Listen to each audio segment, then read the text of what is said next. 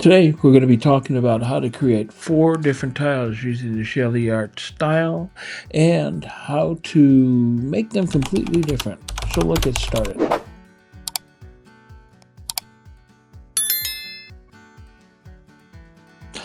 So our colors are here. Primary Cyan, which is blue. Primary yellow.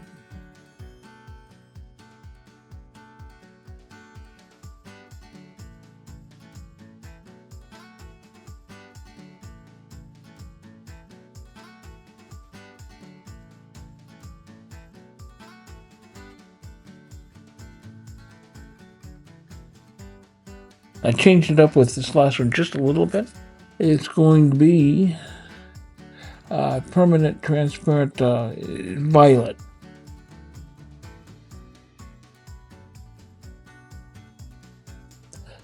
So there's my 3 colors, not much there. That's Vaspar Ultra. That's all I'm using for my pouring medium. It gives me the perfect consistency this time of year, and it's almost non-fail. I get that at Lowe's in the paint department. Just make sure you get the base C or the base 3. I can't remember which one it is for this. Ask your paint counter for that. Now, a lot of different countries, a lot of different regions are going to have different items you can use. You just kind of have to make sure that they're high gloss and that they are transparent when they dry or darn close to it. I'm just mixing these up. Normally I would do this a day before so the bubbles have a chance to pop. I'm too impatient today, so we're just going to go with it. Now I'm moving this up a little bit. I think this is double speed for time constraints. So it looks thinner than it is here, but it's actually the absolute perfect consistency. Not too thick, not too thin.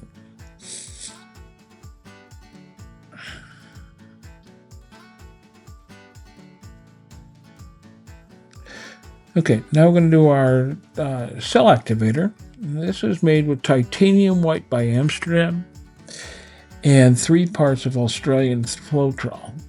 It needs to be a quality paint. Whatever you use for your cell activator has to be highly pigmented. This is the Australian Floetrol. Works for me every time. There are recipes out there you can find using the American Floetrol. This is just what works for me, and like I said, every time works. The consistency in this is, it feels thinner, but it's actually more dense. That's what causes the cells as it falls through the paint. This is Paul PPG Multi-Pro. I get it at Home Depot. It's cheap, and it allows my paints to just float across the surface. Now, layering is important. This blue is actually opaque. But I'm going to change it up on each one of these, and you'll see the difference layering makes. And that was the violet. Just a little bit more blue with this violet. The reason I didn't choose, usually I choose a quinacridone product. More of a magenta, and here's the yellow.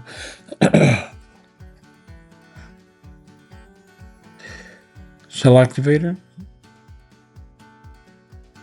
Notice I'm just putting it's not as much as the other paints, but it's a nice little dab in the middle. Blow it out. What I'm doing here is I'm just filling in those corners so that there's color there, but that's going to get spun off. So I'm not so much worried about what it looks like. It's just so that the paint is there to allow the rest of the paint to flow over the edge. And those corners are the hardest thing to get, so that's the reason I want to make sure the corners get covered. At least that's why I do it.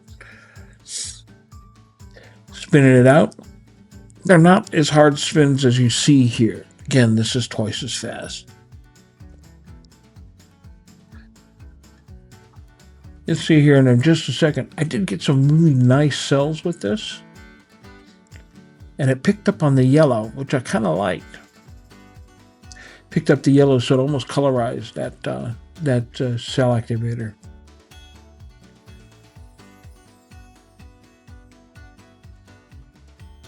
All my colors and products are going to be down in the description, so check them out there. If you have any questions, go ahead and leave them down in the comments. I answer all my questions, or at least I try to, and it's the best way to interact with the video.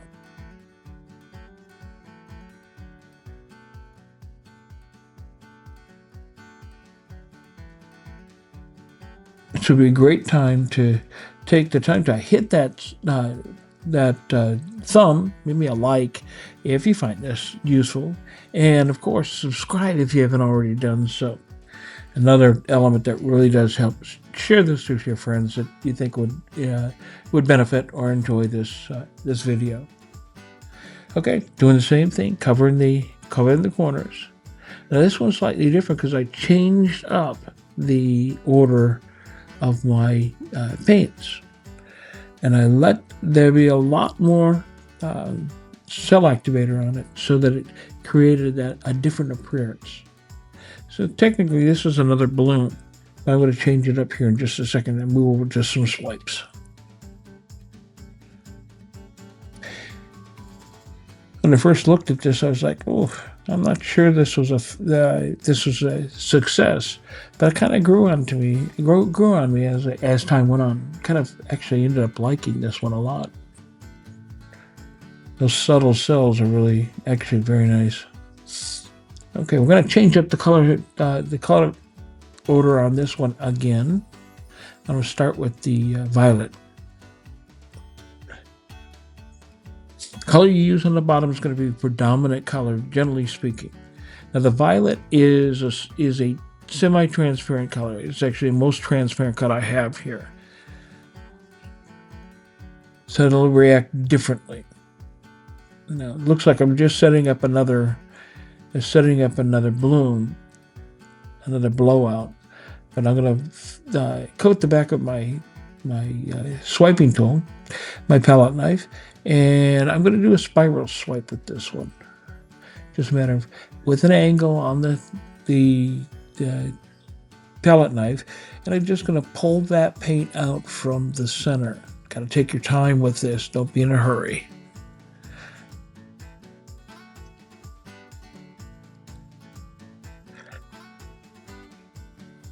Generally speaking, swipes, I get a lot more cells, or at least more predictable cells.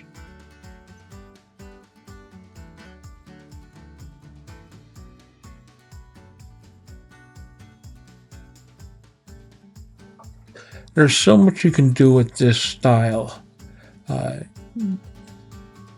It's a great launching point for creating your compositions.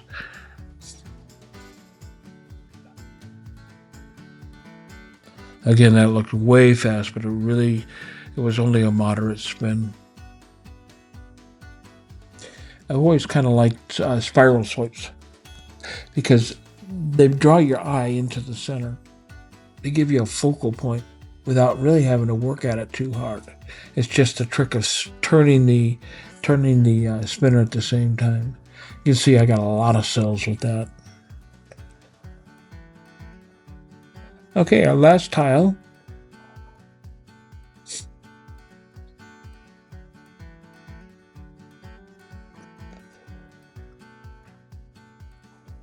And this time I'm going to load up the back of my palette knife with two of my colors, and then put a color down on the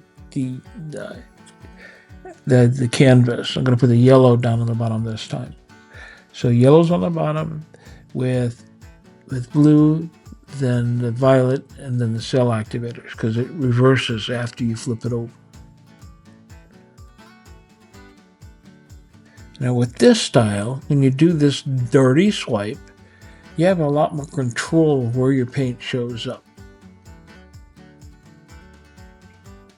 So in this case, you have a lot more control in the composition. And so I'm going to do here is I'm just scooping some of the paint up and I'm dragging it out and put it in other places on the tile. This is only 4-inch tile, so consequently there's not a lot of room to play with, but there is a lot of flexibility. So experiment with this. I'm just seeing if I can get some movement, see where we're at. Off camera, I did some tilting with this to try to move the composition where I'd like to see it. Be a little more intentional when doing this. Now we're going to spin it.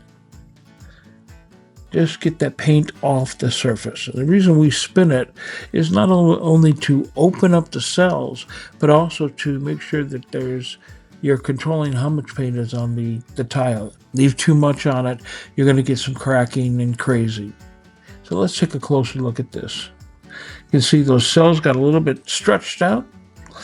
And finally, down to the very close-ups. Let's take a real quick look at our final results here. Each one of these have their own characteristics, and I really am actually happy that we got 4 different styles here. You notice my cells on this are very, very nice, and you get a chance to compare and contrast with the dry results here in just a second. I really kind of like this one a lot. It grew on me. This one, yeah. I'm okay with every one of these. So let me know down in the comments which one you like best, and I'd really appreciate having that dialogue with you. Upcoming next is going to be my my dry results, and they kind of speak for themselves. My cells stayed pretty much where they were. Got a little bit of wonkiness here. This one dried perfectly, just the way it was when we finished. I'm really hoping that you got something out of this.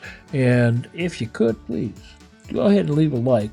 And I will see you next time. Thanks for being here. Bye for now.